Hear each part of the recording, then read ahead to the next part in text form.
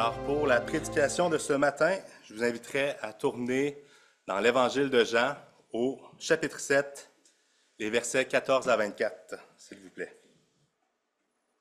Et avant de traiter le texte, j'aimerais faire un petit retour en arrière, assez bref, pour voir les différents déplacements que Jésus a faits depuis le début de cet Évangile. Et j'aimerais reculer en fait jusqu'à la fin du chapitre 4, où on voit qu'il quitte la Samarie. Rappelez-vous, il devait se rendre, il devait quitter la Judée pour se rendre en Galilée et il s'arrête en Samarie. Et c'est à cette opportunité-là où il peut parler avec une femme autour du puits et qu'il y a un grand village, le village de Sychar, qui en vient à connaître Jésus. Et donc, Jésus quitte la Samarie pour se rendre à Jérusalem au chapitre 5. Et à Jérusalem, au chapitre 5, on va voir qu'il va faire un miracle. Un miracle auprès de la piscine de Bethesda, dans le temple. Il va guérir un homme infirme depuis 38 ans. Il va le faire dans une journée particulière. Il va faire ce miracle le jour d'un sabbat. Et en Jean 5,16, on peut lire que la réaction des Juifs face à ce miracle était que c'est pourquoi les Juifs poursuivaient Jésus et cherchaient à le faire mourir. Pourquoi? Parce qu'il avait fait cela le jour du sabbat. Et donc, suite à ces réactions, qu'est-ce que Jésus fait? Eh bien, il quitte la Jérusalem. Il va se retirer plus dans les environs de la Galilée. Et on va voir que c'est à ce moment-là, dans un endroit un peu plus désert, un peu plus éloigné du temple, que sa popularité va s'agrandir. Au chapitre 6, on voit la multiplication des pains avec cette énorme foule qui l'accompagnait, plus de 5000 hommes. Donc, il va continuer à enseigner à ses disciples, il va continuer à enseigner à cette foule qui le suit pour éviter en même temps les tensions avec les chefs religieux qui étaient tous à Jérusalem.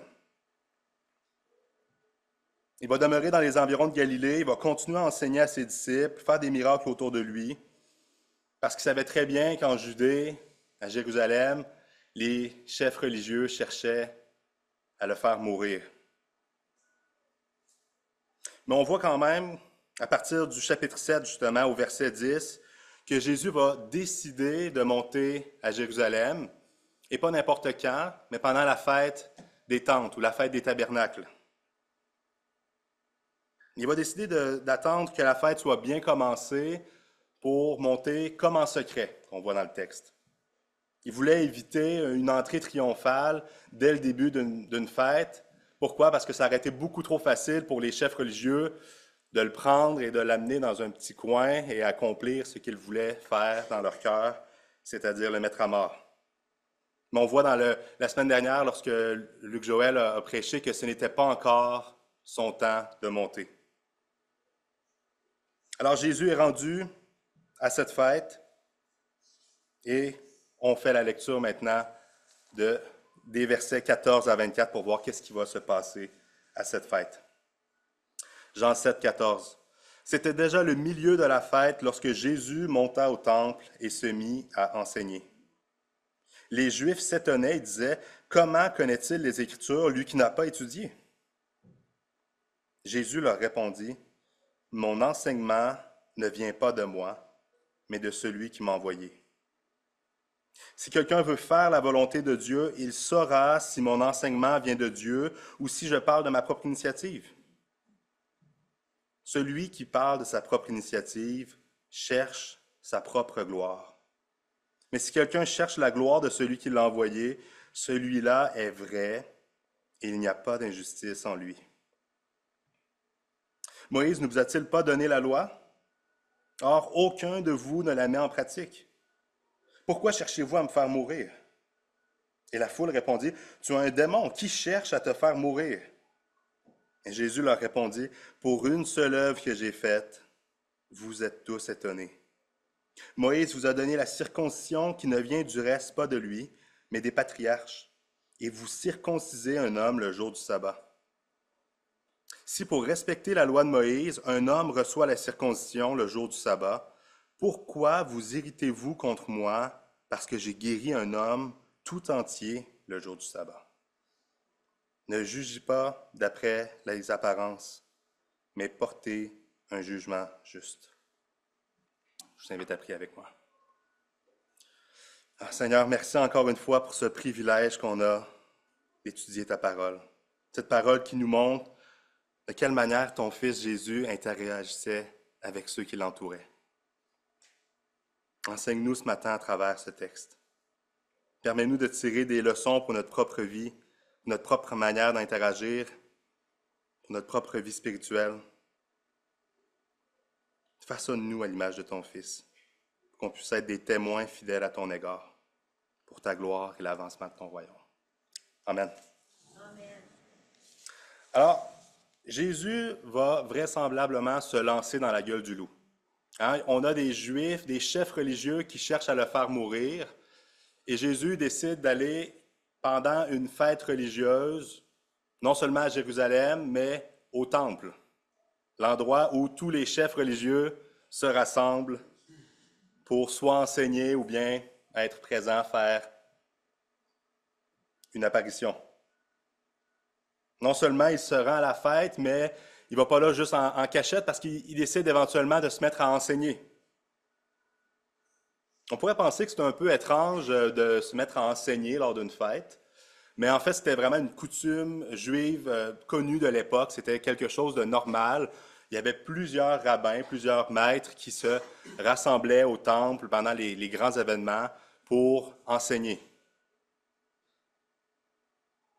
Et il y avait des foules plus ou moins grandes qui se rassemblaient autour de ces maîtres-là. Mais la particularité dans ce que Jésus a fait, c'est qu'il a attendu que la fête commence, que ça soit vraiment dans le milieu des festivités pour rentrer dans le temple et se mettre à enseigner. D'habitude, en fait, ce que les maîtres juifs faisaient, les chefs religieux faisaient, c'est qu'ils arrivaient très tôt pour trouver la meilleure place.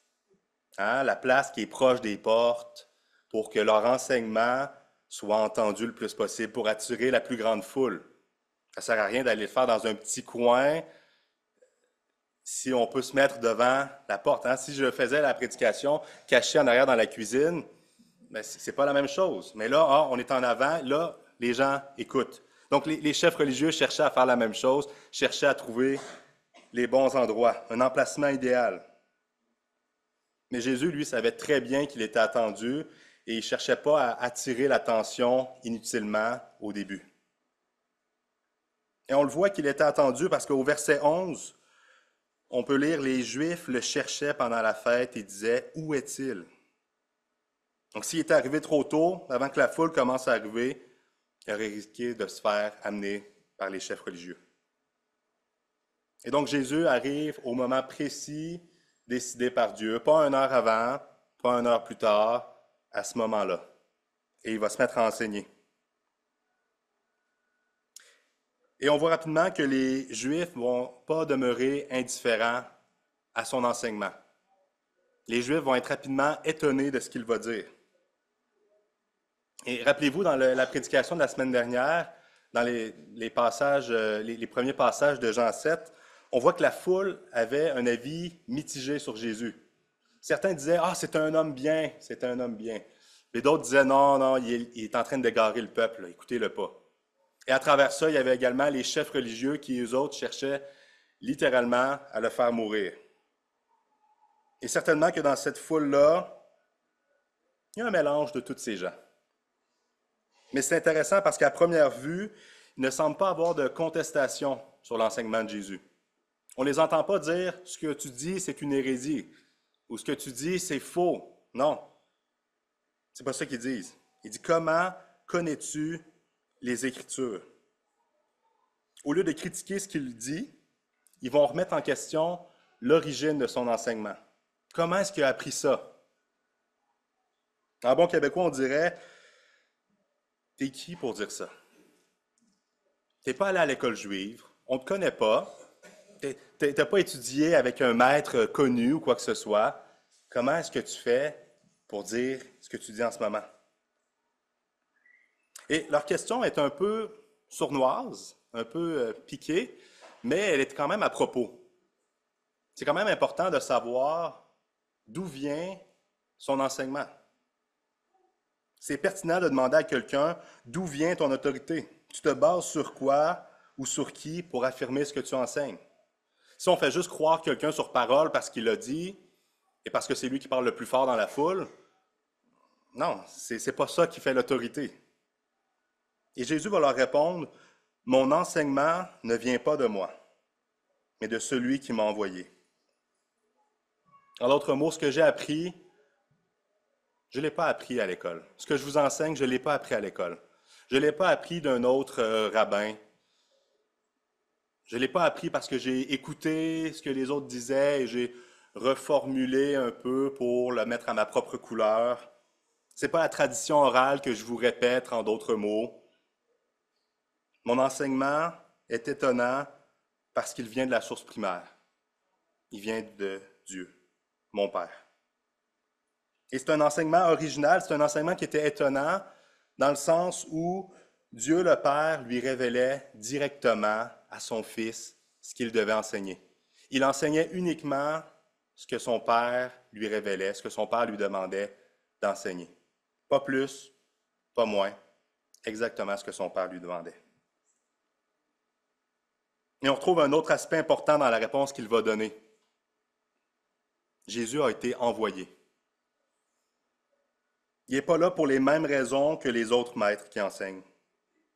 Il cherche encore une fois à accomplir uniquement la volonté de son Père. Il n'est pas là pour la gloire, parce qu'on l'a vu en Jean 6, après le miracle, la multiplication des foules, la foule voulait le mettre roi, le rendre roi. Il voulait l'amener à Jérusalem et dire, voici notre nouveau roi. Et Jésus, il sauve dans la montagne. Jésus n'est pas intéressé du tout à ça. Jésus est intéressé à offrir l'enseignement que son Père lui a demandé au moment où il lui a demandé. Il est là parce qu'il a été envoyé. Son enseignement vient directement du Père. Lorsqu'on parle à nos proches de notre côté, lorsqu'on évangélise, lorsqu'on parle de Jésus, lorsqu'on essaie de présenter cette fameuse bonne nouvelle, est-ce qu'on essaie d'adapter notre message, de mettre notre propre touche qui peut-être va, peut-être qu'avec cette personne-là, je pourrais mettre plus l'emphase sur cet aspect-là, puis peut-être qu'il va être plus convaincu si, ouais, je sais que la Bible dit ça, mais si je l'apporte de cette manière-là, je suis certain que je vais être capable de le convaincre. Est-ce qu'on essaie de rendre le message plus pertinent en ajoutant ou en enlevant des petites parties de la bonne nouvelle? Ou bien est-ce qu'on enseigne l'Évangile pur, l'enseignement qui nous a été transmis du Père par sa parole? Lorsqu'on rencontre de l'opposition, comme Jésus a rencontré énormément d'opposition dans ses enseignements, est-ce qu'on est capable de dire, comme lui vient de dire, « Mon enseignement ne vient pas de moi. » Ce que je dis en ce moment, c'est peut-être confrontant, mais ça ne vient pas de moi. Regardez, on va ouvrir la Bible ensemble, on va regarder qu'est-ce que la Bible dit. C'est quoi le vrai Évangile? Est-ce qu'on est capable de dire comme Paul en Romains 1,16, « Car je n'ai point honte de l'Évangile. C'est une puissance de Dieu pour le salut de quiconque croit. » Jésus n'adaptait pas son message à la foule. Et là, vous allez me dire, Philippe, par moments, il faisait des paraboles. Par moments, il adaptait quand même ce qu'il disait pour que la foule comprenne. Oui, certainement. Il va utiliser des paraboles, des images pour que le message soit mieux compris. Mais il ne va pas changer le message. Il ne va pas diluer le message. Ça, il y a une différence importante. Mais ça aurait été facile pour n'importe quel autre chef religieux qui enseignait au temple à cette fête de dire « Mon enseignement vient de Dieu ». C'est facile à dire. Ça a été facile pour n'importe qui d'affirmer « Mon enseignement ne vient pas de moi, c'est Dieu qui m'a envoyé ». Ça serait comme de dire « J'ai une révélation, écoutez ce que j'ai à dire, c'est Dieu en personne qui parle. » Et là, s'il a dit ça, on va l'écouter, certainement. Ça s'apprête à être Jésus, Dieu, qui va parler. Mais comment est-ce que Jésus va justifier cette affirmation-là? Comment est-ce qu'il va justifier le fait que son enseignement ne vient pas de lui? Qu'est-ce qui va rendre cette affirmation-là crédible auprès de la foule, auprès de ceux qui l'écoutent. Bien, regardons dans le texte. Il va dire premièrement que si quelqu'un veut faire la volonté de Dieu, il saura si mon enseignement vient de Dieu ou si je parle de ma propre initiative. Donc, on voit premièrement que ce n'est pas tout le monde qui va reconnaître l'enseignement de Jésus comme étant l'enseignement de Dieu. C'est seulement ceux qui cherchent à faire la volonté de Dieu. L'ordre est intéressant au verset 17 parce qu'on voit que c'est être soumis à Dieu pour ensuite comprendre son enseignement. Si on cherche Dieu, on va comprendre son enseignement. Fait que c'est pas, je vais essayer de le comprendre avec ma tête en premier. Une fois que je vais avoir bien compris avec ma tête, là, je vais laisser mon cœur être impacté. Non, c'est l'inverse. Premièrement, mon cœur cherche Dieu. Et ensuite, étant donné que mon cœur cherche Dieu, son enseignement va résonner en dedans de moi. Et là, je vais comprendre. Là, je vais le cerner. Lorsqu'on cherche à accomplir notre propre volonté, on va être beaucoup plus facilement berné par des faux enseignements. Hein, si je cherche de tout mon cœur à m'enrichir ou à avoir le plus possible de gloire, si je veux agrandir mon influence, je vais être beaucoup plus facilement séduit par quelqu'un qui nous dit « Dieu veut que tu sois riche ». On va être beaucoup plus séduit par le fait que Dieu veut que tu sois populaire. Pourquoi? Parce que ça va résonner avec nous. Ah ben moi, je veux être riche. Dieu veut que je sois riche. Parfait. Parfait, on y va avec ça. On ne se pose pas de questions. Mais non. Est-ce que c'est vraiment ce que Dieu veut pour ma vie? Est-ce que je cherche vraiment sa volonté en premier?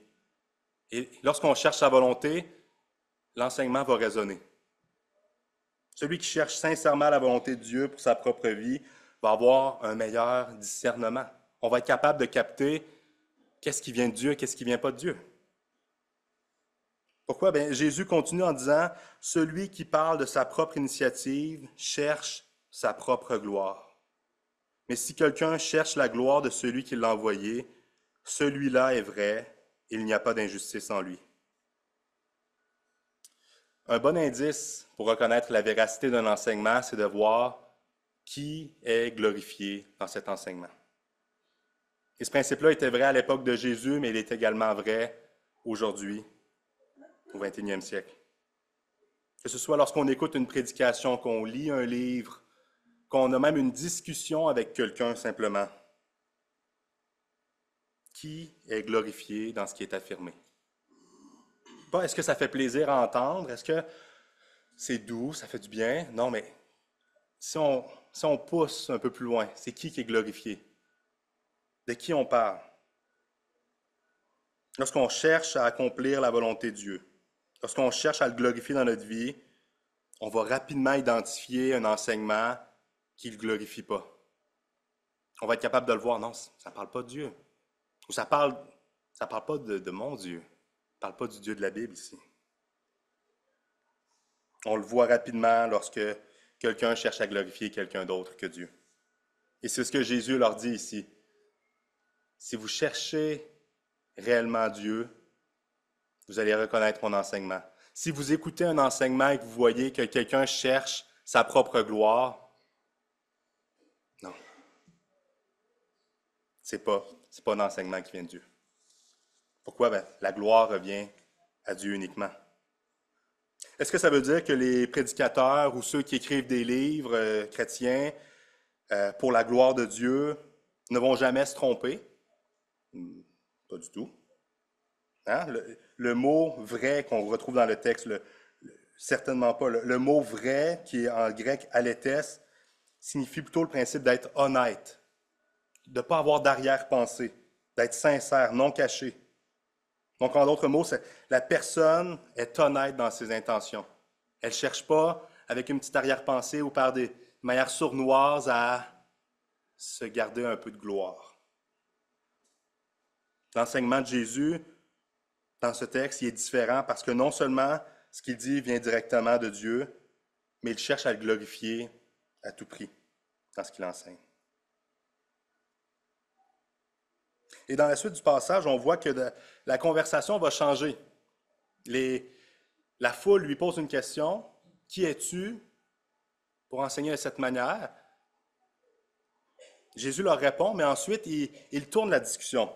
Jésus va les sortir de leur zone de confort, il va les confronter un peu. Il va leur dire essentiellement, vous ne mettez même pas en pratique la loi qui vous a été donnée par Moïse. Verset 19. Évidemment, de dire ça à une foule de Juifs, au temple, lors d'une fête religieuse, ça risquait de les confronter un petit peu. Ça fait réagir. Mais il va aller même plus loin en leur demandant, pourquoi cherchez-vous à me faire mourir? Pourquoi est-ce qu'il dit ça?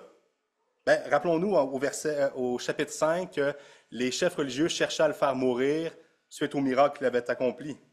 Les Juifs voulaient le faire mourir parce qu'il avait enfreint la loi, travaillé lors du sabbat. Il avait guéri un homme lors du sabbat. Et la réponse de Jésus va être, « Ah, vous voulez parler de loi? OK. Vous ne la respectez pas vous-même. Vous cherchez à me faire mourir. » À la base, leur désir de tuer Jésus est une infraction à la loi, tu ne tueras point. Jésus est innocent, donc leur désir de le tuer n'est pas justifié par la loi. Mais la réaction de la foule va être assez intéressante ici au verset 20. Il va dire, tu as un démon qui cherche à te faire mourir. Ils accusent Jésus d'être possédé. La même foule qui était étonnée il y a quelques instants de son enseignement, qui disait « D'où vient cet enseignement? » Là, ils disent « Non, finalement, il est possédé. » Oubliez ça, là, son enseignement n'est pas si bon que ça. Il est possédé, parce que là, ils se font confronter. Et deuxièmement, ils font comme si de rien n'était en demandant « Qui cherche à te faire mourir? » Ils s'adressent à Jésus qui connaît leur cœur et leurs pensées. Ils savent très bien qui cherche à le faire mourir. On a vu au verset 13. Personne, toutefois, ne parlait ouvertement de Jésus par crainte des chefs juifs. Ils savent c'est quoi qui se passe. La rumeur s'est rendue à leurs oreilles. Et là, ils disent, mais qui cherche à te faire mourir? Ils accusent le Fils de Dieu d'être possédé, et ensuite ils nient ce qu'ils savent très bien. Et Jésus précise sa pensée. Même si toute la foule est au courant de ce qui se passe, il va quand même répondre à leurs questions. Pour une seule œuvre que j'ai faite, vous êtes tous étonnés. Il fait ici référence évidemment en Jean 5, le miracle accompli à la piscine de Bethesda, la guérison de l'infirme le jour du sabbat. Et ici, il dit, vous êtes tous étonnés. Ce n'est pas le genre d'étonnement qui amène à l'adoration, là. C'est plutôt l'étonnement de, OK, il a vraiment osé faire ça le jour du sabbat. Il a osé guérir un homme le jour du sabbat. Il n'aurait pas pu le faire la veille ou le lendemain pour éviter. Non, il a osé le faire le jour du sabbat. Il était étonné. Et dans la suite du passage, Jésus va essentiellement expliquer à la foule l'incohérence dans laquelle les Juifs se retrouvent. Il va dire au verset 22 à 24, « Moïse vous a donné la circoncision, qui ne vient du reste pas de lui, mais des patriarches, et vous circoncisez un homme le jour du sabbat. Si pour respecter la loi de Moïse, un homme reçoit la circoncision le jour du sabbat, pourquoi vous irritez-vous contre moi parce que j'ai guéri un homme tout entier le jour du sabbat? » Jésus utilise ici un argument qui s'appelle a fortiori, donc l'argument de l'inférieur vers le supérieur. C'est quoi ce type d'argument-là? Essentiellement, c'est si j'ai le droit de sauver une brebis qui est tombée dans un fossé le jour du sabbat, ben, à bien plus forte raison, j'ai le droit de sauver un enfant qui est tombé dans un fossé. Si un animal a le droit d'être sauvé le jour du sabbat, pourquoi est-ce qu'un être humain qui a une valeur extrêmement supérieure à un animal ne pourrait pas être sauvé? On est écrit à l'image de Dieu. Et ce qui est ironique, c'est que ce type d'argument-là était probablement l'argument préféré des maîtres juifs de l'époque. Ils se servaient énormément de ce type d'argumentaire-là pour interpréter la loi. Si on a le droit de faire ça, certainement qu'on a le droit de faire ça. Si on n'a pas le droit, certainement qu'on n'a pas le droit non plus de faire telle chose. Mais Jésus va dire que si la loi permet ou commande même à un homme d'être circoncis le jour du sabbat, à combien plus forte raison devriez-vous laisser un homme être guéri le jour du sabbat? Après tout, circoncire un homme, ben, c'est du travail. Il y a quand même quelque chose qu'il faut faire. Il faut passer à l'action. Mais c'est parce qu'ils n'avaient pas le choix, on va me dire, de circoncire le 8e jour. C'est ce qu'on lit dans la loi. Lévitique 12.3 nous dit, le 8e jour, pas le 7e, pas le 9e, le 8e jour, l'enfant sera circoncis. Et même avant, en Genèse 17.12, l'Éternel va dire à Abraham, à l'âge de 8 jours, tout mâle parmi vous sera circoncis. Et au verset 14 de Genèse 17, il dit, un mâle incirconcis qui n'aura pas été circoncis dans sa chair sera exterminé du milieu de son peuple. Il aura violé mon alliance. Donc, les Juifs devaient circoncire le 8e jour. Ils n'avaient pas le choix. Mais ils devaient également respecter le sabbat. Donc là, on a une impasse. Qu'est-ce qu'on respecte en premier? Est-ce qu'on respecte le sabbat, qui est le jour du Seigneur, le jour réservé, ou on respecte la circoncision, qui est le signe de l'alliance? Là, Jésus va dire, ben, la circoncision était là en premier. Il prend la logique des Juifs en disant, ben, la circoncision était là en premier. Elle a été demandée en premier à Abraham. Donc, vous, par votre logique, vous dites, on circoncie en premier et après, on respecte le sabbat. Mais regardez ce que Jésus va dire en Matthieu 12, les versets 11 et 12. Lequel de vous, s'il n'a qu'une brebis et qu'elle tombe dans un trou le jour du sabbat, n'ira pas la retirer de là? Or, un homme vaut beaucoup plus qu'une brebis. Il est donc permis de faire du bien les jours de sabbat.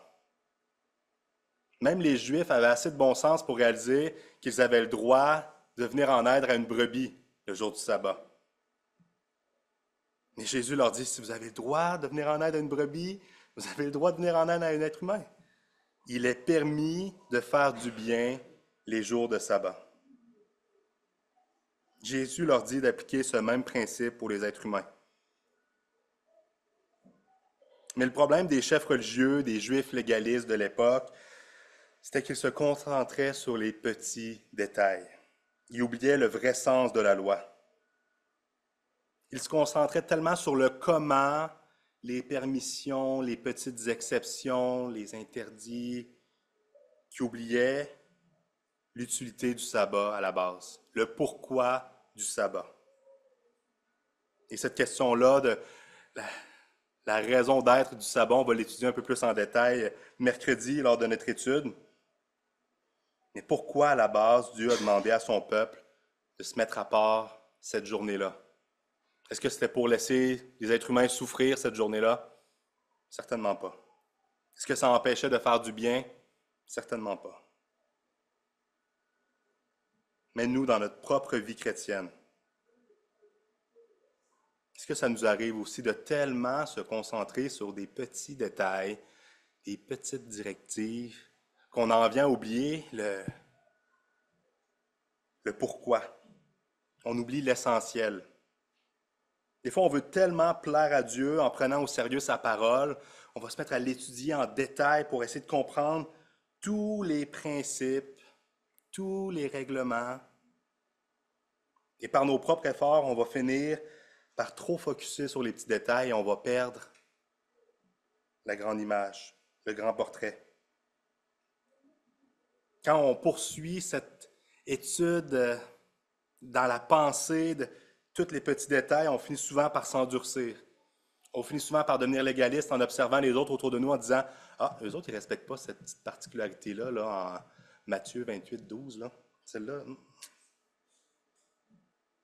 On pense même parfois réussir à plaire à Dieu en respectant tout ce qui est écrit.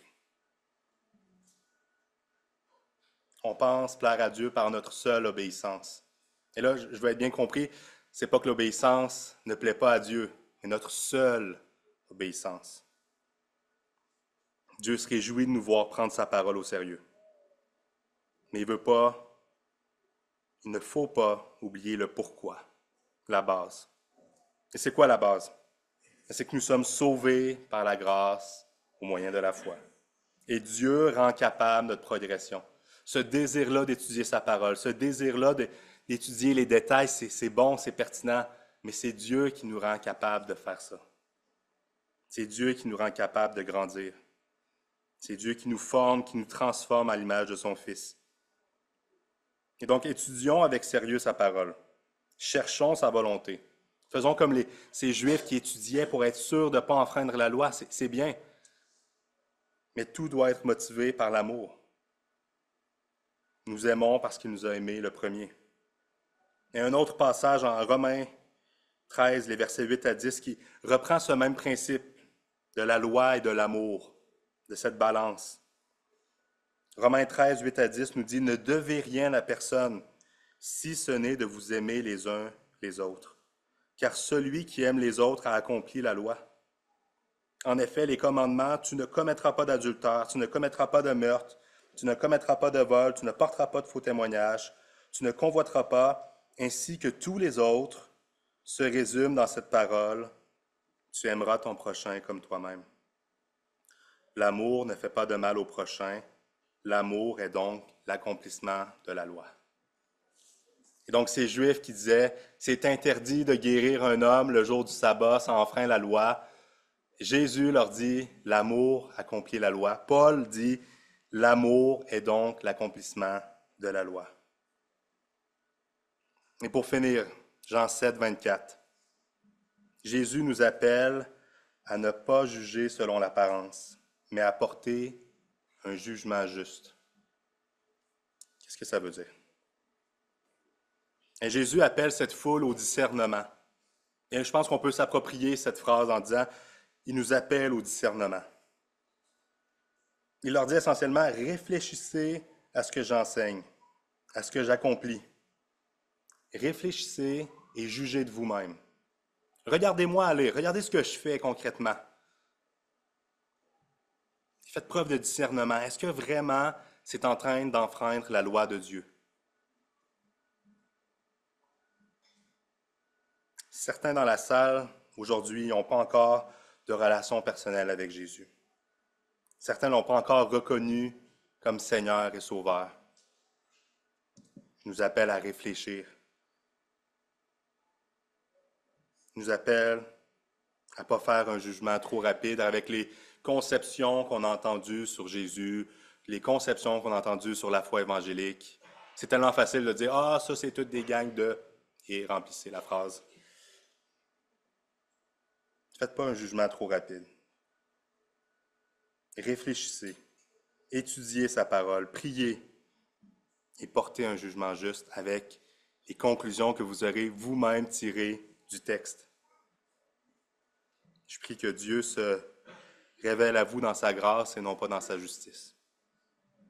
Je vous invite à prier avec moi.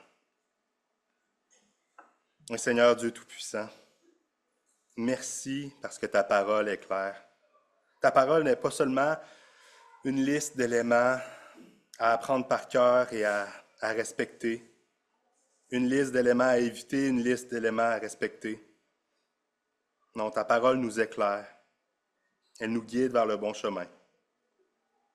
Merci parce que ton esprit renouvelle notre intelligence, nous permet de discerner ta volonté pour notre vie. Seigneur, permets pas qu'on ait des interprétations erronées dans les petits détails du texte. Rappelle-nous de garder en tête la grande histoire.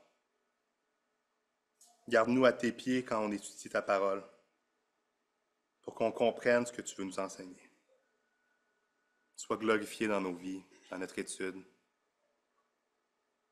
et qu'on puisse être des bons témoins. Amen. Merci beaucoup pour votre écoute.